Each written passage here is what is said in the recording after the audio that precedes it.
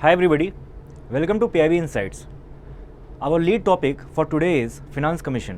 अब इसके ऊपर आप काफ़ी सारे आर्टिकल्स देखते होंगे, जैसे अभी कुछ अपडेट आई थी कि हमारे 16th फिनांस कमीशन के चेयरपर्सन कौन होंगे, इसका नाम गवर्नमेंट ने अनाउंस किया था।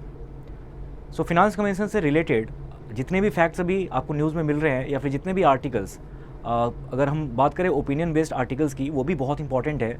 बिकॉज आपके सिलेबस में अगर आप सिलेबस को अच्छे से देखो तो उसमें इंडिया की फिस्कल पॉलिसी कीवर्ड वहाँ पे मेंशन्ड है।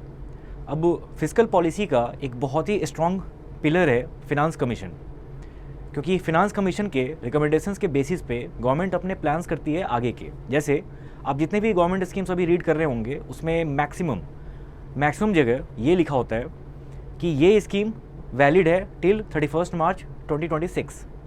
हो सकता है उसके बाद भी उसे बाद में कंटिन्यू किया जाए, बट जो टोटल आउटले का अमाउंट है अगर आप इसको नोटिस करो तो वो आपको दिखेगा कि फ्रॉम 2021 टू 2026 इसके बीच के लिए कितना एलोकेशन हुआ है, ये फिगर्स आपको बहुत जगह दिखाई देते हैं। जैसे जल जीवन मिशन है तो इसमें 3.6 लाख करोड़ है। हमने 2 दिन पहले PLI स्कीम कवर किया था, उसमें मैंने आपको बताया था कि 1.97 लाख करोड़ है। इसी तरह बहुत सारे स्कीम्स में आपको मिलेगा देखने को ये कि जो टोटल एलोकेशन होती है वो कवर किया गया है टिल 2026।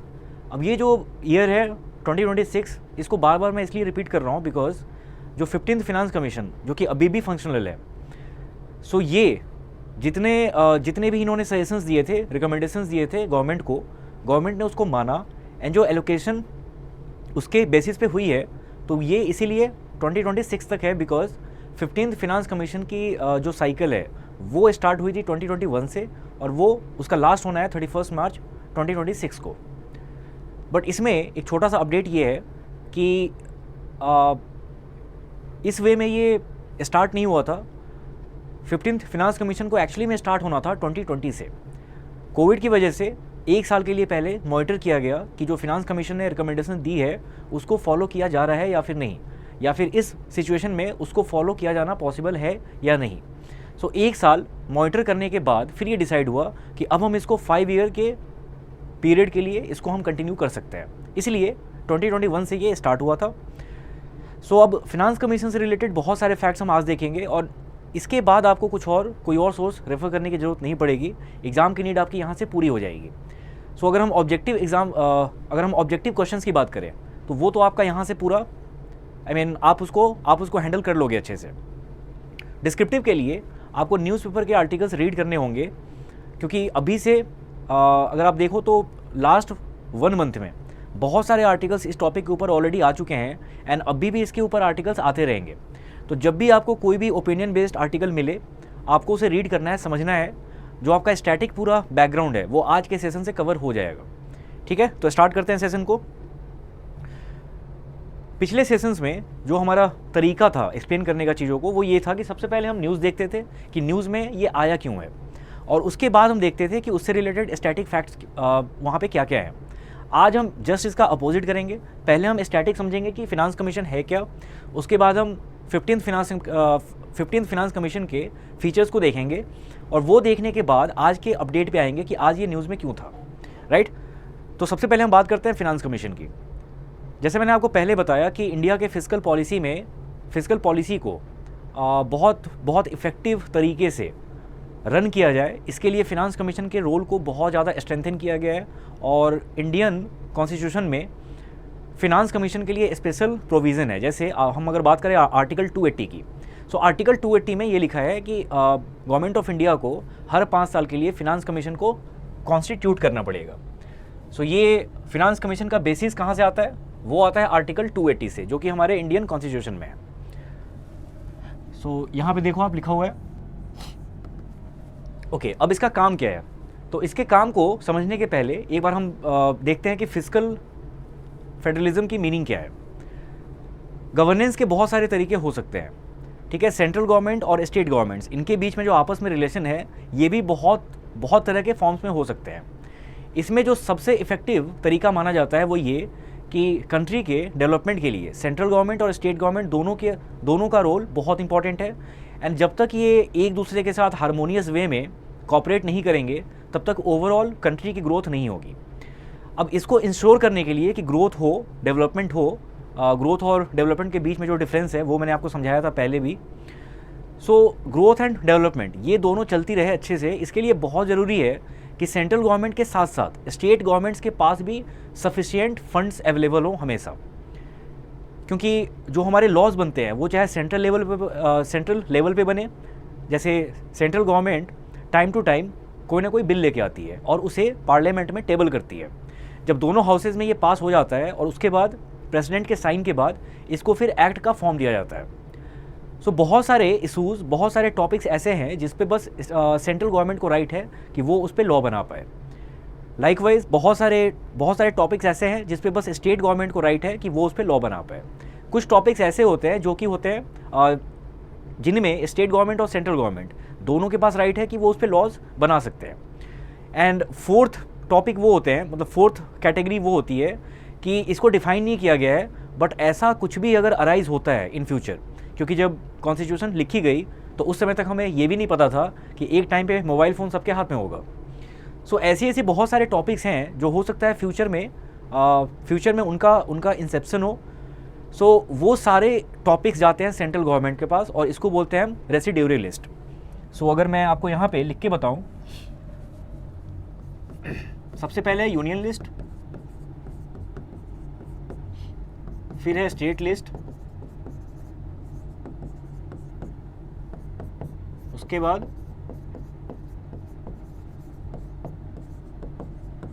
कॉन्करेंट लिस्ट और लास्ट में है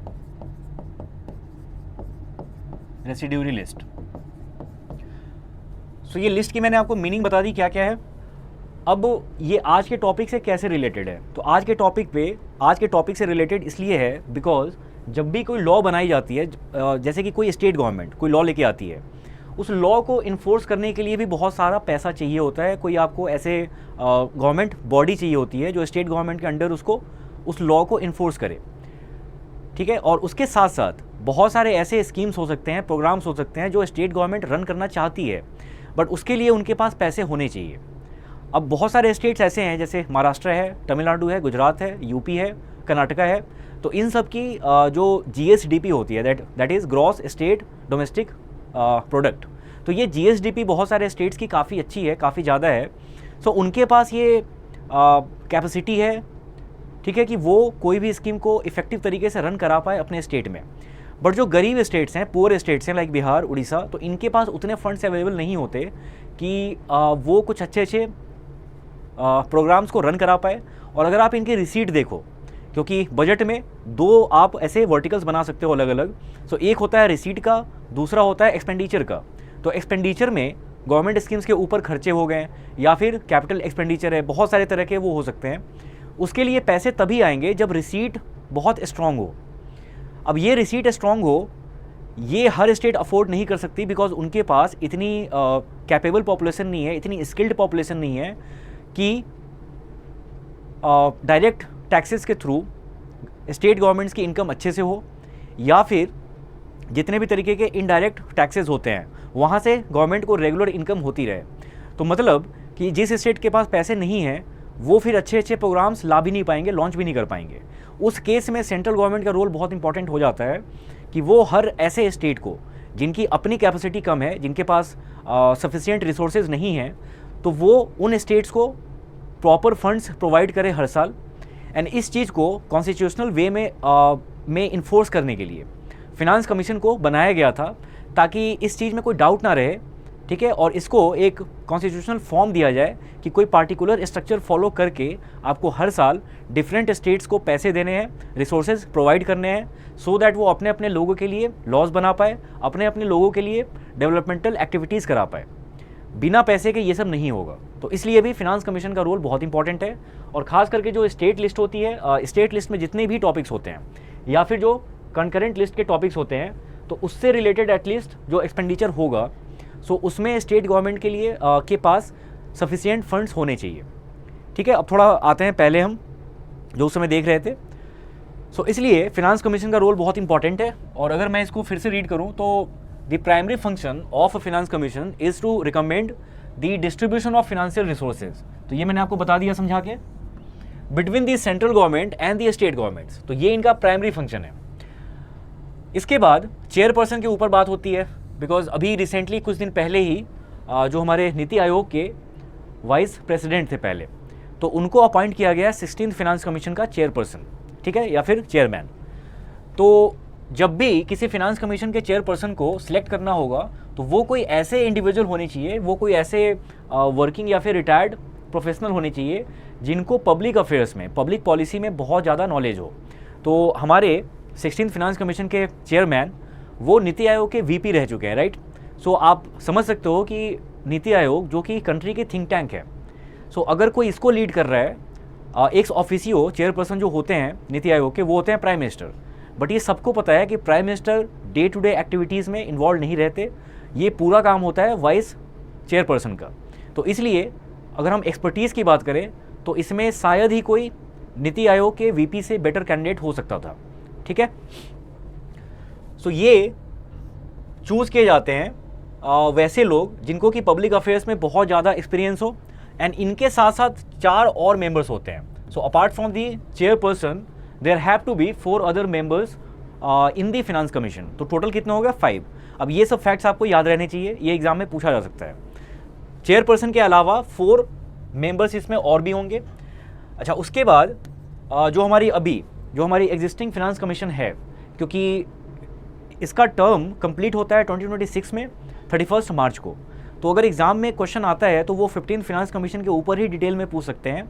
16th फाइनेंस कमीशन के बारे में जो पब्लिक डोमेन में नॉलेज होगी उसी से रिलेटेड पूछा जा सकता है, एंड ये फैक्ट्स बहुत ज़्यादा नहीं है। जैसे कि चेयरपर्सन का नाम पूछ सकते हैं, उसके बाद जो TOR that is terms of reference, जो ये डिसाइड हुआ है जिसके बारे में हम आगे में देखेंगे अभी, तो टर्म्स ऑफ रेफरेंस के बारे में पूछा जा सकता है। और जो छोटे छोटे फैक्ट्स इसके बाद भी आए हैं बस उसी से रिलेटेड पूछा जा सकता है। डिटेल में क्वेश्चन पूछे जाने की पॉसिबिलिटी बहुत कम है, क्योंकि अभी इनको रिपोर्ट अपनी देनी है, और रिपोर्ट देने की डेट है वो 2025 में है, तब तक आपका एग्जाम हो चुका होगा, राइट। तो 15th फाइनेंस कमीशन को भी हमें अच्छे से समझना पड़ेगा। तो इसको स्टार्ट करते हैं यहाँ से कि इसे कॉन्स्टिट्यूट किया गया था 2017 में, और इसके चेयरपर्सन थे NK सिंह, ठीक है, चेयरपर्सन NK सिंह।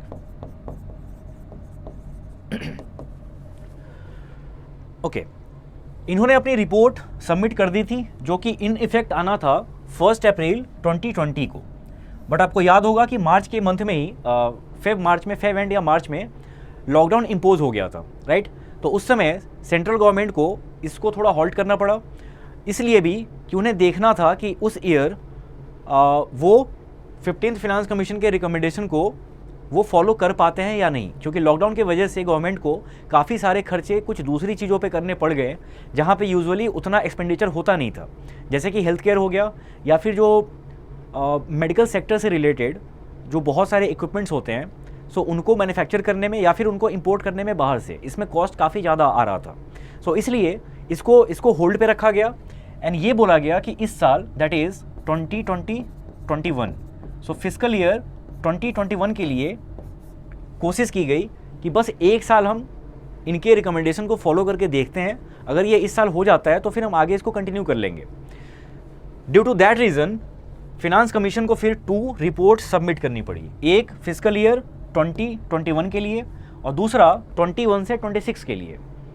सो ये आपको याद रखना है कि फिनांस कमीशन ने 2 रिपोर्ट्स दी थी 2 अलग अलग टाइम पीरियड्स के लिए। ओके, ये मैंने आपको बता दिया कि फर्स्ट रिपोर्ट फिस्कल ईयर 2020-21 के लिए था और दूसरी रिपोर्ट थी 21 से 26 के लिए। इसमें जो उन्होंने 2 बातें बताई वो ये कि यहाँ पे जैसे आप देख सकते हो लिखा हुआ है डिवोल्यूशन क्राइटेरिया। अब इसकी मीनिंग क्या होती है? तो सेंट्रल गवर्नमेंट के पास जो फंड्स हैं, जो उनके पास पैसे होते हैं, जो उनकी रिसीट होती है, सो सारा अमाउंट सेंट्रल गवर्नमेंट खुद अपने पास नहीं रख सकती, because in the and states को भी पैसे जाने चाहिए सो दैट वो अपने लोगों पे खर्च कर पाएँ। एंड ऐसे ऐसे करके ही अगर हर स्टेट यूटी के पास पैसे रहेंगे तभी उससे इंडिया बनता है, एंड तभी उससे इंडियंस के लिए डेवलपमेंटल एक्टिविटीज़ हो सकती है। सो 14th फाइनेंस कमीशन तक, यानी इसके रिकमेंडेशन के आने के पहले तक, अगर आप ऐसे देखो तो जो नॉर्म्स था उस समय कि सेंट्रल गवर्नमेंट के पास जो भी फंड्स हैं, जो भी उनकी रिसीट है, उसका 42% वो स्टेट्स को पास करते थे। अब उसमें हर स्टेट को एग्जैक्ट सेम अमाउंट नहीं मिलेगा, उसके बहुत सारे अलग अलग क्राइटेरिया होते हैं, उसी के बेसिस पे डिसाइड किया जाता है कि किस स्टेट को कितना देना है। बट अगर हम ओवरऑल देखें तो जितने स्टेट्स हैं हमारे या फिर यूटीज़ हैं, तो वो सबको मिला के जो पूरा खर्चा बनता है that makes up of 42% of the entire corpus that the central government has with itself. तो ये आपको याद रखना है कि 14th फिनांस कमीशन तक उनके पास जो था उसका 42% उन्हें स्टेट्स को पास करना पड़ता था। 15th फिनांस कमीशन में इसको थोड़ा रिड्यूस किया गया, बट ये एक्चुअली में रिडक्शन थी नहीं। ये मैं आपको समझाता हूँ कैसे। 15th फिनांस कमीशन में इसे कर दिया गया 41%। अब उसका रीज़न ये था कि 2019 में आपको याद होगा जम्मू एंड कश्मीर को, जो वहाँ पे आर्टिकल 35A या फिर आर्टिकल 370 ये दोनों हुआ करते थे, इसे रिवोक कर दिया गया। तो रिवोक करने के बाद जम्मू एंड कश्मीर स्टेट नहीं रहा। अब स्टेट नहीं रहा, ये बन गया यूटी। तो यूटी ऑफ लद्दाख, जहाँ पे कि लेजिस्लेचर नहीं होगा, मतलब वहाँ पे इलेक्शंस नहीं होंगे। और जम्मू एंड कश्मीर जो स्टेट था वो बन गया यूटी विद लेजिस्लेचर। तो जब भी कोई हम यूटी की बात करते हैं तो उसमें ऐसे भी सेंट्रल गवर्नमेंट का कंट्रीब्यूशन बहुत ज़्यादा रहता है। तो आप जितने भी स्कीम्स रीड करते होंगे उसमें से मैक्सिमम में आपने देखा होगा कि जब अगर कोई सेंट्रली स्पॉन्सर्ड स्कीम होती है तो किसी यूटी के लिए जो सेंट्रल गवर्नमेंट और स्टेट गवर्नमेंट के एक्सपेंडिचर का रेशियो होता है वो 90:10 होता है, राइट। तो मतलब कि बहुत सारी चीज़ें ऐसी चल रही हैं जिसमें ऑलरेडी सेंट्रल गवर्नमेंट को किसी यूटी के लिए ज़्यादा पैसे देने पड़ते हैं। तो इसलिए जम्मू एंड कश्मीर के स्टेट ना रहने के बाद जब वो यूटी बन गए, जम्मू एंड कश्मीर एंड लद्दाख, तो ये जो पैसे का रिडक्शन हुआ है ये एक्चुअली में रिडक्शन नहीं है। आप बस इसको ऐसे समझ लो कि जो 42% हुआ करता था वो इन दोनों के यूटी बन जाने के बाद वो 41% पे आ गया, क्योंकि ऐसे भी दूसरे मैकेनिज्म्स के थ्रू सेंट्रल गवर्नमेंट का पैसा यूटीज़ में जाता है, राइट। तो अभी के हिसाब से 15th फिनांस कमीशन में ये जो फिगर है वो है 41%। अब ये 41% इसको हम बोलेंगे वर्टिकल डिवोल्यूशन, मतलब कि जो पूरा फंड है सेंट्रल गवर्नमेंट का उसमें से आपने 41% नीचे पास किया है, मतलब स्टेट्स को पास किया है, इसीलिए हम इसको बोलते हैं वर्टिकल डिवोल्यूशन, मतलब ऊपर से पैसा नीचे कितना आ रहा है। इसके बाद होता है जिसको हम बोलते हैं हॉरिजॉन्टल डिवोल्यूशन। तो हॉरिजॉन्टल डिवोल्यूशन का मतलब ये हो गया कि जो ऊपर से 41% आया है अब आप उसके ब्रांचेज बना दो अलग अलग, कि एग्जैक्टली किस किस सेक्टर पे डिपेंड करेगा कि ये पैसा कितना किस स्टेट को मिलना है। तो इसलिए इसको हम बोलते हैं हॉरिजॉन्टल डिवोल्यूशन, जिसके बारे में हम नेक्स्ट स्लाइड पे देखेंगे डिटेल में। सो अब आप यहाँ पे देखो, जो हमारा 14th फिनांस कमीशन था उस समय तक ये सारे क्राइटेरिया हुआ करते थे। उस समय डेमोग्राफिक परफॉर्मेंस को इंक्लूड नहीं किया गया था। ये हमारा हुआ है 15th फिनांस कमीशन थे। उसके बाद उस समय forest and ecology and tax and physical efforts भी नहीं थे। तो अगर आपसे क्वेश्चन ये पूछा जाए, जो कि पूछा जा सकता है किसी ऑब्जेक्टिव एग्जाम के लिए, ये पॉइंट्स बहुत ज़्यादा इंपॉर्टेंट होते हैं। और ऑब्जेक्टिव ही नहीं, डिस्क्रिप्टिव पे भी अगर आपको लिखना है तो आप ये सारे पैरामीटर्स बना के अपने आंसर को एक्सप्लेन कर सकते हैं और बेटर तरीके से। सो ये सारे क्राइटेरिया आपको याद होने चाहिए। अब मैं आपको समझा रहा हूँ कि आपको एग्जैक्टली कहाँ पे देखना है, सो दैट मल्टीपल चॉइस वाले जो क्वेश्चंस हैं वो आपसे अटेम्प्ट हो जाए। क्वेश्चन ये पूछा जा सकता है कि 15th फिनांस कमीशन में कौन से नए हॉरिजॉन्टल डिवोल्यूशन क्राइटेरिया इंट्रोड्यूस हुए थे। तो पहला क्या होगा इसका, डेमोग्राफिक परफॉर्मेंस। दूसरा क्या होगा, फॉरेस्ट एंड इकोलॉजी। अब यहाँ पे ध्यान ये देना कि पहले ये फॉरेस्ट कवर यहाँ पे था, बट इसको थोड़ा सा और ब्रॉड बनाया गया इसमें इकोलॉजी वर्ड यूज़ करके, क्योंकि अगर आप सिर्फ बात करते हो फॉरेस्ट कवर की तो ये दिखाना होता है कि फॉरेस्ट एरिया किसी भी स्टेट के पास कितना है। लेकिन अगर आप फॉरेस्ट एंड इकोलॉजी की बात करते हैं तो इसमें आप बायोडाइवर्सिटी को भी ऐड कर रहे हैं। और इसीलिए टाइम टू टाइम अगर आप न्यूज़पेपर बहुत लंबे टाइम से फॉलो कर रहे हो या फिर आपने लास्ट ईयर को एग्ज़ाम दिया हो, तो आपको ये न्यूज़ में पढ़ने में आया होगा कि बहुत सारे स्टेट्स ऐसे हैं जो कि कोई बायोडाइवर्सिटी रिजर्व डिक्लेयर करते हैं किसी एरिया को, या फिर वो रामसर साइट डिक्लेयर करते हैं, या फिर वो ये चाहते हैं कि उनके स्टेट में कुछ नए नेशनल पार्क्स हो जाएं। तो ऑलरेडी जो बायोडाइवर्सिटी रिच साइट्स हैं तो उनको अपग्रेड करके ऐसे ऐसे नाम दिए जाते हैं। इन सब का पर्पस यही है कि जो स्टेट जितना दिखा पाएगी कि हमने बायोडाइवर्सिटी को, इकोलॉजी को कंजर्व करने के लिए कितना काम किया है, सो उसी बेसिस पे फिर उनको पैसे भी मिलेंगे एज पर दी फिनांस कमीशंस रिकमेंडेशन। तो इसलिए इनको दिखाना पड़ता है। तो सबसे पहला डेमोग्राफिक परफॉर्मेंस ये नहीं था 14th फिनांस कमीशन तक, ये 15th फिनांस कमीशन में इंट्रोड्यूस हुआ। उसके बाद जो फॉरेस्ट कवर हुआ करता था पहले टिल 14th फिनांस कमीशन, उसको उन्होंने ब्रॉडन कर दिया इसके स्कोप को ब्रॉडन कर दिया गया और ये बना दिया गया फॉरेस्ट एंड इकोलॉजी। अच्छा, उसके बाद टैक्स एंड फिजिकल एफर्ट्स, ये पहले नहीं हुआ करता था बट ये 15th फाइनेंस कमीशन से डाल दिया गया इसमें। सो ये 3 ऐसे पैरामीटर्स हैं जो कि पहले नहीं हुआ करते थे और 15th फाइनेंस कमीशन में इसको इंट्रोड्यूस किया गया है। सो ऐसे क्वेश्चन बन सकता है, एक तरीका ये हो गया। दूसरे वे में जो क्वेश्चन पूछा जा सकता है आपसे वो ये कि अगर आपको सारा याद ना भी रहे कि वेटेज इसका कितना कितना है, ये जो 45-15 लिखा हुआ है यहाँ पे, ये एक्चुअली में परसेंटेज है। तो मतलब कि जो सेंट्रल गवर्नमेंट के पास पूरा पैसा है, हर पैरामीटर पे उनको अलग अलग अमाउंट रखना पड़ेगा। तो जैसे जो उनका टोटल कॉर्पस है जो उन्हें स्टेट को पास ऑन करना है, that is 41% of the central government fund, उसका 45% वो इस बेसिस पे अलग रखेंगे कि किस स्टेट का। अच्छा, मैं आपको ये समझा देता हूँ एक बार होता क्या क्या है। सो अगर हम इनकम डिस्टेंस की बात करें तो जिस स्टेट की GSDP, that is gross state domestic product, जिस स्टेट की GSDP सबसे ज़्यादा है इंडिया में, ठीक है, तो अभी हम बात कर रहे हैं महाराष्ट्र की। सो महाराष्ट्र की अभी GSDP इंडिया में सबसे ज़्यादा है और उसमें भी अगर हम बात करें पर कैपिटा GSDP तो हो सकता है कि नंबर्स थोड़े इधर उधर हों। जैसे जो स्टेट्स टॉप 5 में आते हैं GSDP में, जैसे ही आप उसको GSDP पर कैपिटा कर दो तो हो सकता है कि नंबर्स थोड़े इधर उधर हो जाएं। बट यहाँ पे पॉइंट ये था कि जिस स्टेट की GSDP पर कैपिटा सबसे ज़्यादा है, उसके रिस्पेक्ट में देखा जाता है कि बाकी के स्टेट्स कितने ज़्यादा डेविएट कर रहे हैं, उनका डेविएशन कितना है इससे। मतलब अगर हम बिहार की बात करें तो बिहार की per capita GSDP per capita बहुत कम है और अगर हम इसको महाराष्ट्र से कंपेयर करें तो ये बहुत ज़्यादा डिफरेंस आएगा इसमें। तो इसका मतलब ये हो गया कि जिस स्टेट की GSDP, ठीक है, उसमें जितना डिफरेंस है उसके हिसाब से फिर पैसे एलोकेट किए जाएंगे। लाइकवाइज एरिया, तो जिस स्टेट का जितना ज़्यादा है उसको उतना ही फंड मिलेगा, मतलब उतना ही ज़्यादा फंड मिलेगा। अगर सिर्फ हम एरिया को बेंचमार्क बनाएं तो यूपी को ज़्यादा पैसे मिलने चाहिए विद रिस्पेक्ट टू अगर आप उसको कंपेयर करो गोवा से या फिर सिक्किम से, तो उनको ज़्यादा पैसे मिलने चाहिए, यूपी को, राजस्थान को, MP को। पॉपुलेशन हो गया। अब पॉपुलेशन एक फैक्टर या फिर एक क्राइटेरिया हुआ करता था पहले, अब इसको रिप्लेस कर दिया गया क्योंकि ये 71 के सेंसस पे बेस्ड था, अब इसको 2011 के सेंसस पे किया गया है, तो इसलिए ये वाला फैक्टर आपको यहाँ पे एब्सेंट मिलेगा।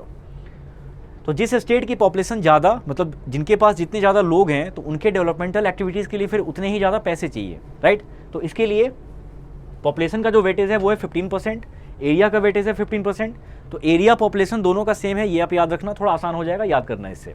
उसके बाद नेक्स्ट आता है इसमें डेमोग्राफिक परफॉर्मेंस। अब इस पर ध्यान दो आप, पहले सिर्फ पॉपुलेशन हुआ करता था और उसका वेटेज था 17.5। अब इसको सेग्रीगेट कर दिया गया 2 पार्ट में कि पॉपुलेशन के बेसिस पे तो पैसा मिलना ही है, वो हो गया 10%, बट इसमें एक अलग से ऐड किया गया डेमोग्राफिक परफॉर्मेंस। अब इसका वेटेज है 12.5। ये हमें ये बताता है कि जो अलग अलग इंडिकेटर्स हैं, जैसे अगर आप बात करो तो फर्टिलिटी रेट का कम होना बहुत ज़रूरी है क्योंकि इंडिया की पॉपुलेशन बहुत ज़्यादा है, इसीलिए अगर हम देखें तो हमारी पर कैपिटा इनकम काफ़ी कम हो जाती है। वरना अगर हम एब्सोल्यूट नंबर को देखें तो हमारी GDP काफ़ी अच्छी है, हम अभी वर्ल्ड में 4th नंबर पे हैं, ठीक है। सो अगर जिस स्टेट ने अपने फर्टिलिटी रेट को थोड़ा लोअर डाउन करने में एफर्ट्स लगाए हैं तो उनको फिर ज़्यादा एलोकेशन की जाएगी। तो जो अलग अलग डेमोग्राफिक इंडिकेटर्स हैं उस पर जिस स्टेट की परफॉर्मेंस जितनी ज़्यादा अच्छी रहेगी उतना ही उनको ज़्यादा पैसा मिलेगा। नेक्स्ट है इसमें फॉरेस्ट एंड इकोलॉजी। तो ये मैंने आपको समझा के बता दिया है कि फॉरेस्ट कवर और बायोडाइवर्सिटी, इन दोनों को जो स्टेट जितना ज़्यादा प्रोटेक्ट करेगी या इसके बेटरमेंट के लिए जितना ज़्यादा काम करेगी उसी रेशियो में फिर इनको पैसे दिए जाएंगे। और लास्ट में है टैक्स एंड फिजिकल एफर्ट्स। सो यहाँ पे क्या होता है कि हर स्टेट को कोशिश करनी है कि उनमें थोड़ी सी सेल्फ डिपेंडेंस भी आए, मतलब कि अगर वो अपने स्टेट के अंदर कुछ ऐसे मेजर्स लेते हैं जिससे उनका डायरेक्ट और इनडायरेक्ट टैक्स कलेक्शन बढ़े, मतलब उनकी रेवेन्यू रिसीट बढ़े। रेवेन्यू रिसीट में आपको पता होगा कि दो टाइप के एक्चुअली रिसीट्स होते हैं, कैपिटल रिसीट और रेवेन्यू रिसीट। अगर हम रेवेन्यू रिसीट को फिर फर्दर देखें तो इसको हम 2 पार्ट्स में बांट सकते हैं। एक होता है टैक्स रिसीट और दूसरा नॉन टैक्स रिसीट। तो जैसे मान लो आप बिना हेलमेट के गाड़ी चला रहे हो, उसमें जो आप फाइन भरते हो वो होता है नॉन टैक्स रिसीट गवर्नमेंट के लिए, क्योंकि वो टैक्स नहीं है, वो बस आपने गलती की है इसलिए आपको वहाँ पे पनिशमेंट की तरह वहाँ पे आपको पैसे देने पड़ रहे हैं। टैक्स रिसीट जो होता है वो डायरेक्ट टैक्स और इनडायरेक्ट टैक्स दोनों से आता है। तो इनकम टैक्स हो गया या फिर जीएसटी जो आप पे करते हो, तो ये सारे जो पैसे हैं ये सारे रिसीट हो गए। इस पे हर स्टेट गवर्नमेंट को कोशिश करनी होती है कि ये कलेक्शन बढ़े, और ये कलेक्शन परसेंटेज वाइज जितना ज़्यादा बढ़ेगा तो उसके रिवॉर्ड के फॉर्म में फिर फिनांस कमीशन के थ्रू उनको ज़्यादा फंडिंग दी जाएगी। तो यहाँ पे एब्सोलूट नंबर से मतलब नहीं है, क्योंकि ये बहुत ही ऑब्वियस सी बात है कि महाराष्ट्र का टैक्स कलेक्शन ज़्यादा होगा बिहार या फिर उड़ीसा से, तो फिर इन स्टेट्स को हमेशा फ़ायदा इसका मिलता रहेगा। तो इसलिए एब्सोलूट नंबर को नहीं देखा जाता है इसमें देखा जाता है कि परसेंटेज वाइज किस स्टेट ने ज़्यादा रिफॉर्म्स लाए हैं और उसके वजह से कितना कलेक्शन बढ़ा है, राइट। तो टैक्स कलेक्शन परसेंटेज वाइज जितना ज़्यादा बढ़ेगा उसी रेशियो में फिर इनको फंड्स यहाँ से सेंट्रल गवर्नमेंट से मिलेंगे। ओके, तो 15th फिनांस कमीशन को देखने के बाद अब हम आते हैं 16th फिनांस कमीशन के न्यूज़ पे, और इसमें अभी तक क्या क्या डेवलपमेंट्स हो चुकी हैं। तो सबसे पहले स्टार्ट करेंगे कि न्यूज़ में ये क्यों था। तो न्यूज़ में इसलिए था कि कैबिनेट ने जो फिनांस कमीशन के मेंबर्स हैं जैसे, तो उनके नेम्स को डिक्लेयर किया है। जैसे चेयरपर्सन कौन होंगे उनके नाम को डिक्लेयर कर दिया गया है, उनके साथ साथ कुछ और मेंबर्स हैं उनके नाम को भी डिक्लेयर किया गया है। एंड इनकी जो डेजिग्नेशन होगी उसको भी डिफाइन किया है उन्होंने कि वो ज्वाइंट सेक्रेटरी लेवल के होंगे, ठीक है, या फिर ज्वाइंट सेक्रेटरी, मतलब इनको जो रैंक दी जाएगी तो वो ज्वाइंट सेक्रेटरी की होगी, या फिर कोई ऐसे गवर्नमेंट ऑफिशियल जो ऑलरेडी ज्वाइंट सेक्रेटरी के लेवल पे वर्क पहले कर चुके हैं, सो वहाँ से इनको हायर किया जाएगा। ओके, आर्टिकल 280 के बारे में मैंने आपको बता दिया था पहले ही, ठीक है। एक चीज़ इसमें मिसिंग रह गई है, वो मुझे फर्स्ट स्लाइड में ही बताना था, वो ये कि अपार्ट फ्रॉम दी चेयरपर्सन जो 4 अदर मेंबर्स होने हैं उनको अलग अलग फील्ड से लिया जाता है। जैसे एक हो सकता है कि वो किसी हाई कोर्ट के जस्टिस रहे हों, या फिर किसी या फिर हमारे सुप्रीम कोर्ट के जस्टिस रह चुके हों पहले, या फिर ये हो सकता है कि वो कोई ऐसे ऑफिशियल जिन्होंने पहले गवर्नमेंट ऑफ इंडिया या फिर किसी स्टेट गवर्नमेंट का फिनांस अकाउंट्स ये सब हैंडल किया हो। अच्छा, उसके अलावा कोई एक मेंबर ऐसे भी हो सकते हैं जिन्होंने फिनेंशियल अफेयर्स को हैंडल किया हो for the government of India, या फिर कोई ऐसे पर्सन जिनको इकोनॉमी के बारे में बहुत ज़्यादा समझ है, ठीक है। तो ऐसे मेंबर्स यहाँ पे फिनांस कमीशन में होते हैं। दूसरा फैक्ट है इसमें, वो आप देख सकते हो यहाँ पे लिखा हुआ है कि the government of India with the approval of the president of India. अब इसकी मीनिंग समझना कि फिनांस कमीशन के मेंबर्स को या फिर फिनांस कमीशन के चेयरपर्सन को अपॉइंट करने का जो राइट है वो है प्रेसिडेंट ऑफ इंडिया के पास, ना कि प्राइम मिनिस्टर और ना ही उनकी cabinet. At the best prime minister या फिर यूनियन कैबिनेट उनके नेम्स को रिकमेंड कर सकती है, बट उनको इन दी एंड अपॉइंट करने का जो राइट है वो हमेशा प्रेसिडेंट के पास होता है। तो इस फैक्ट को आप याद रखना।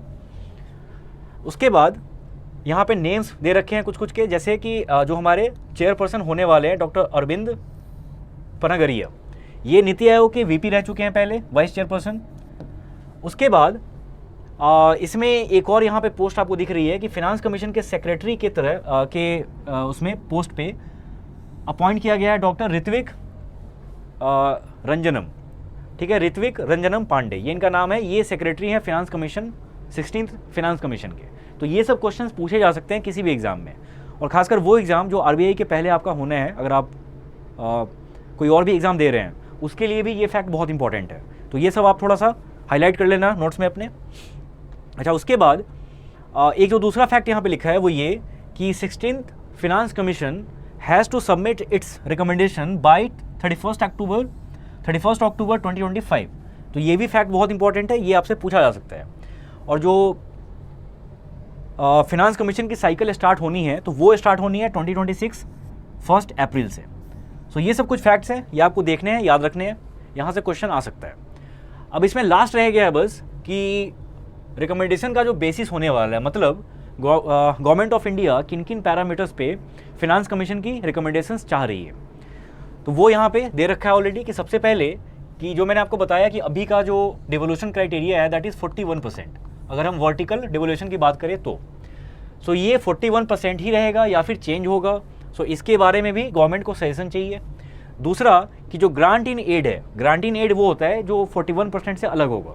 सो अगर सेंट्रल गवर्नमेंट चाह रही है किसी स्टेट के कंडीशन को देखते हुए कि उनको शायद इसके बाद भी पैसे देने पड़ जाए, सो उसके लिए भी क्या बेसिस होना चाहिए वो रिकमेंड करने का काम 16th फिनांस कमीशन का होगा। एंड यहाँ पे लास्ट है कि अगर हम स्टेट के फंड को देखें, ठीक है, अगर हम स्टेट्स के फंड को देखें तो स्टेट्स को क्या क्या मेजर्स उठाने हैं सो दैट वो अपने स्टेट में लोकल गवर्नेंस को बूस्ट कर सके। लोकल गवर्नेंस का मतलब क्या हो गया, पंचायत हो गए या फिर म्यूनिसिपैलिटीज़ हो गए। अब इनको जो फंड चाहिए, क्योंकि अगर हम फिनांस कमीशन की बात कर रहे हैं तो यहाँ पे फोकस में बहुत ज़्यादा रहता है कि सेंट्रल गवर्नमेंट ने किसी स्टेट को कितने पैसे दिए। लाइकवाइज ये भी पब्लिक डिस्कशन का टॉपिक होना चाहिए कि किसी स्टेट ने अपने लोकल गवर्नमेंट्स को कितने पैसे दिए हैं। सो अगर स्टेट्स को पैसे चाहिए सेंट्रल गवर्नमेंट से तो उन्हें ये भी इंश्योर करना होगा कि वो अपने यहाँ की लोकल गवर्नमेंट्स को इनेबल करे, उनको बहुत ज़्यादा स्ट्रेंथन करे, सो दैट जो हमारा पूरा आइडिया है कि डेमोक्रेसी में डिसेंट्रलाइजेशन होनी चाहिए। और इसीलिए 73rd and 74th constitutional amendment किए गए थे, सो दैट लोकल लेवल पे जो हमारी गवर्नेंस है वो बहुत ज़्यादा अच्छी हो सके। सो स्टेट को दिखाना होगा कि उन्होंने अपने लोकल गवर्नमेंट्स को भी एम्पावर किया है एंड उसी के बेसिस पे फिर उनको फंड्स दिए जाएंगे। तो ऐसा हो सकता है कि जो अगली फिनांस कमीशन आए तो अभी जो हमने देखा था कि जितने भी हॉरिजॉन्टल क्राइटेरिया थे उसमें एक कंपोनेंट इसका भी ऐड हो सकता है कि किस स्टेट ने लोकल गवर्नेंस को उनको स्ट्रेंथन करने के लिए क्या क्या एफर्ट्स लगाए हैं। तो एक क्राइटेरिया उसका भी हो सकता है। बाकी जब रिकमेंडेशन आएगी तब हम देख लेंगे, वैसे आपका एग्ज़ाम उसके पहले ही होना है। सो ये सारे क्वेश्चंस वहाँ पे नहीं आने चाहिए। अब हम आते हैं आज के क्वेश्चन पे। सो जितने भी फैक्ट्स हमने डिस्कस किए हैं उसी के ऊपर आपको ये 4 स्टेटमेंट्स दिए गए हैं। अब देखना है यहाँ पे कितने करेक्ट हैं कितने इनकरेक्ट। तो फर्स्ट है यहाँ पे कि the 15th finance commission was chaired by mister NK Singh, तो ये स्टेटमेंट सही है। अच्छा, इसके बाद है the chairman of the finance commission is appointed by a cabinet committee, ये वाला इनकरेक्ट होगा क्योंकि मैंने आपको बताया प्रेसिडेंट ऑफ इंडिया ये अपॉइंट करेंगे।